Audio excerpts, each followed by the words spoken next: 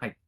クリックハウスローカルを使って、3に保存したログを解析するっていう内容で、5分ぐらいで話そうと思います。ちょっと軽く自己紹介なんですけど、ハムオ P っていう名前でやってます。X はハムオ P アンダーバーデブっていう、技術用のアカウントがあるのと、ちょっとプライベートなやつとかもあるって感じです。はい。で、まずクリックハウスについての、説明なんですけど、データウェアハウスで、ログとかメトリックなどを保存しておいて、リアルタイム解析をしたりするのが得意な、データベースになってます。で、そのゆえんとしては、列指向データベースになってて、MySQL とか Postgre みたいな行指向の、RDBMS と比べて、集計処理が早いです。なんでかっていうと、列指向ってことで、データが列ごとに管理されているので、ある列の合計を求めたいみたいな時に、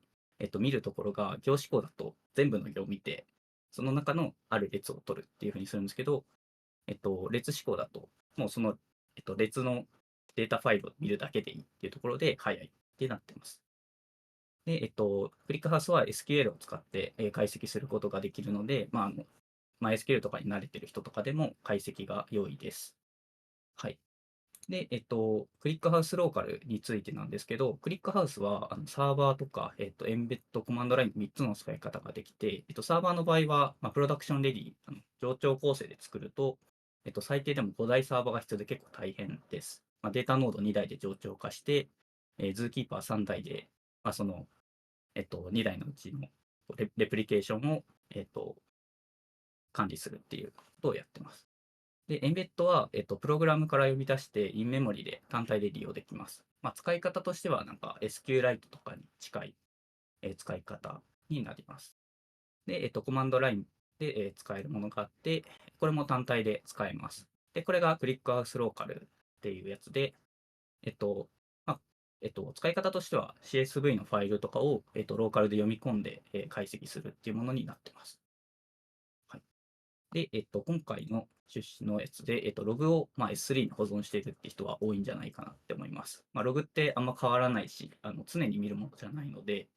大抵は S3 などの、安いストレージに置いておくっていうことが多いかなと思います。で、クリックハウスは S3 テーブルエンジンっていうのがあって、S3 のファイル、S3 上にあるファイルに対して解析することができます。はい。ということで、ちょっとやってみたやつを、ちょっと、ブログに書いてるやつがあるんですけど、えっと、S3 じゃなくて、互換のオブジェクトストレージの、さくらのオブジェクトストレージっていうのを、使って、検証しました。ちょっとえっと、某、某、某会社に勤めてる関係で、はい、これを使ってます。で、検証内容としては、JSON 形式のログファイルを、ランダム生成して保存してみました。で、1分単位で、ファイルを分けて、ファイルごとに20メガぐらいのサイズになるようにログを生成して、1時間分だと1.2ギガ、24時間分だと大体30ギガぐらいの、量になるように生成して、えーっと、全体のリクエスト数を見たりとか、ホストごとのリクエスト数を見たり、あと、あるホストのゲットのリクエスト数を見たりっていうのをやってみました。で、ケーション環境は、8コア16ギガの Ubuntu サーバーを、クラウドに立てて、やってみました。で、ちょっと、結果なんですけど、1分単位を24時間分解析した時のやつを見てもらいたいなと思います。で、こういう感じで、セレクトで、カウント、from で S3、テーブル関数っていうのを使って、ログテストっていうバケットの、テスト .log のホニャララ .json を読み込んで解析するっていうものになってます。で、30ギガ分、24時間分だと、だいたい12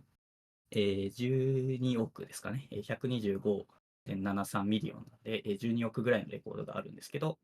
これを、30ギガ分 S3 からダウンロードしつつ、解析、するっていうのを、だいたい1分ぐらいで、解析することができました。で、ホストごとのリクエスト数とかも、だいたい1分で、解析することができてます。グループバイホストでカウントしてます。はい。で、あるホストのゲットリクエストも、だいたい1分ぐらいで解析できてて、早いのかな。早いなって感じです。はい。で、戻っできて、まとめなんですけど、クリックハウスローカルを使うと、ローカルでログファイルを解析することができます。S3 に保存しているデータを対象に解析することもできます。はい。なので、S3 に複数のファイルに分けていても、吉名に、クリックハウスローカルがダウンロードしながら解析してくれます。全部で30ギガのログに対して60秒っていう、高速なのかちょっとよくわかんないですけど、高速に解析することができました。なんかログとか、そういう、でっかいデータを解析したいなっていう時に、よかったら使ってみてください。はい。以上になります。ありがとうございました。